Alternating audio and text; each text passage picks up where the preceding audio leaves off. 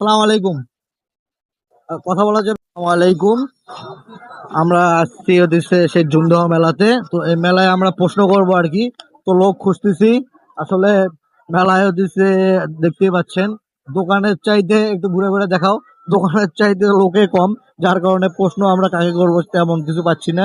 তো আমরা এখন চলে যাব সরাসরি হচ্ছে কসমেটিকের ওইদিকে। কসমেটিক যে সাইড আছে ওইদিকে চলে যাব। আমাদের হাতে আর একটা গিফট আছে, শেষ গিফট এটাই।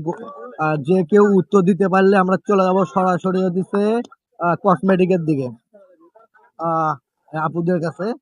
হ্যাঁ, তো সরাসরি আমরা চলে যাব। সালাম আলাইকুম।